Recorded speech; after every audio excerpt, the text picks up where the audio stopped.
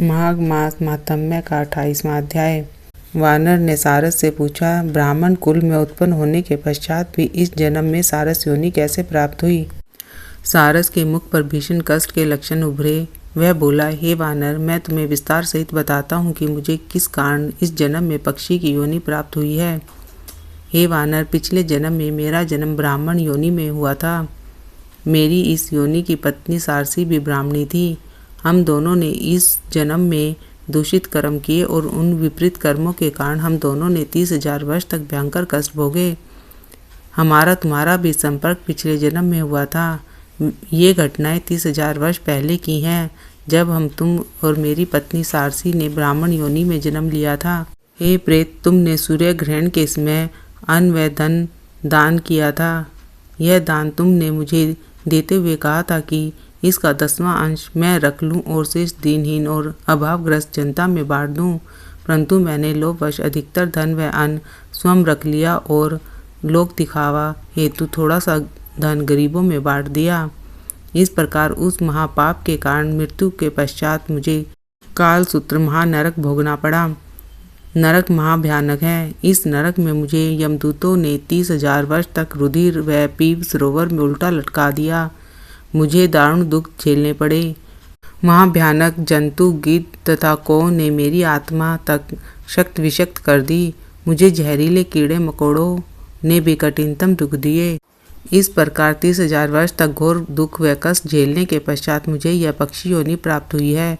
मेरे साथ पूर्व जन्म की मेरी पत्नी को भी अधर्म का धन व अन्न का सेवन करने के कारण कष्ट सहने पड़े, परंतु उसके कष्ट मेरी तुलना में कम थे। मृत्यु के पश्चात धर्म अधर्म का फल प्रत्येक जीव को कर्मानुसार भोगना पड़ता है। इस सारे योनि के पश्चात समतः हम दोनों को मनुष्य योनि प्राप्त होगी। मानव शरीर अत्यंत भाग्य व अच्छे कर्मों के पश्चात ही मिलता है।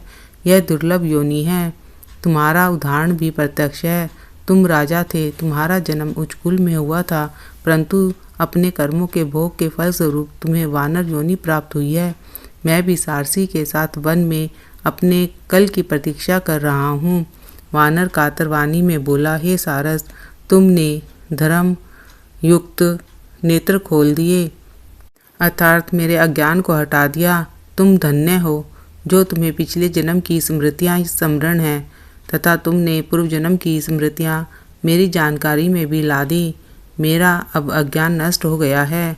मुझे अब शांति का आभास हो रहा है। मेरा हृदय शांत हो गया है। मेरे भी अतीव ज्ञान उदयमान हो रहा है। मैं धन्य हो गया हूँ।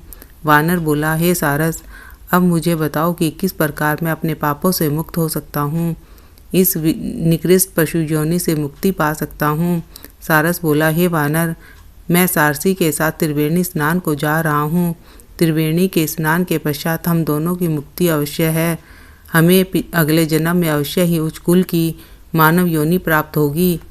मानव योनि के पश्चात ही शुद्ध कर्मों के फलस्वरूप ही प्राणी जन्म जन्म के बंधनों से मुक्त हो सकता है तथा मुक्ति प्राप्त हो सकती है, जिससे प्रभु चरणों में हम सदैव सदैव के लिए आत्मलीन हो सकें।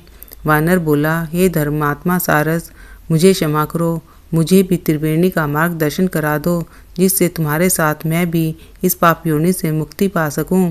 सारस हंसा और बोला, मुझे पता है कि तुम हमारे साथ ही प्रयागराज को प्रस्थान करोगे तथा हम तीनों एक साथ मुक्ति पाएंगे।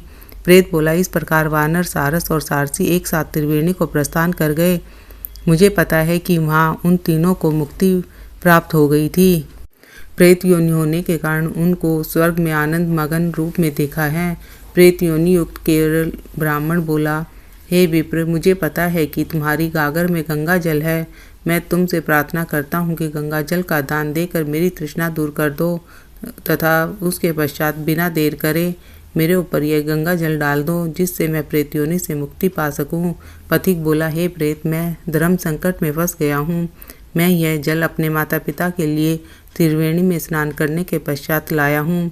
मेरे माता पिता जो अत्यधिक वृद्ध और रोगी हैं, वे बेचैनी से इस जल का इंतजार कर रहे हैं। मुझे डर है कि देर करने से कहीं वह अत्यंत अधीर ना हो जाएं, बिना जल ग्रहण किए वे स्वर्ग ना सिधर जाएं। वस्तुतः मेरे माता पिता अत्यंत वृद्ध हैं तथा मृत्यु सैया पर जीवन की अंतिम घड़ियां गिन रहे हैं। उनकी मृत्यु निकट है, प्रेत पथिक की बात सुनकर शांत हो गया। वह बोला, हे पथिक, माता पिता की सेवा करना उत्तम धर्म है, अतः तुम शीघ्र जाकर अपने माता पिता की इच्छाएं पूर्ण करो। बीच में ही विप्र ने प्रेत आत्मा को टोका और वह बोला, हे प्रेत, मैंने निश्चय किया है कि इस जल से तुम्हारी रक्षा करूं और तुम्हें तमाम कष्टों व इस प्रेत योनि से मुक्ति दिला दूं। परोपकार से बड़ा कोई अन्य धर्म नहीं है। मैं शीघ्र वापस प्रयागराज जाकर अपने माता पिता के लिए शुद्ध गंगा जल लाऊंगा। मुझे विश्वास है कि मेरे माता पिता को गंगा जल लाने तक कुछ भी नहीं होगा। यह कहकर पथिक ने गंगा जल से भरी दोनों गागर प्रेतात्मा को दे दी। प्रेतात्मा ने श्रद्धापूर्वक जल से स्नान किया, जल पान किया। उसके पश्चात उसे तुरंत ही प्रेत योनि से मुक्ति प्राप्त हो गई और दिव्य देह को प्राप्त हो गया। वह मास माघ का था। इस प्रकार केरल के ब्राह्मण ने प्रेत योनि से मुक्ति पाई और मुक्ति के पश्चात तुरंत उसने माघ स्नान के लिए त्रिवेणी को प्रस्थान कर गया। प्रयागराज में संगम के पश्चात उसे मुक्ति प्राप्त हुई तथा जन्म जन्म के बंधन से मुक्त हो गया। माघ मास मातम्य का 28वां अध्याय समाप्त। श्रीमन नारायण नारायण नारायण भजमन नारायण नारायण नारायण लक्ष्मी नारायण नारायण नारायण। बोलो विष्णु भगवान की जय, लक्ष्मी नारायण भगवान की जय।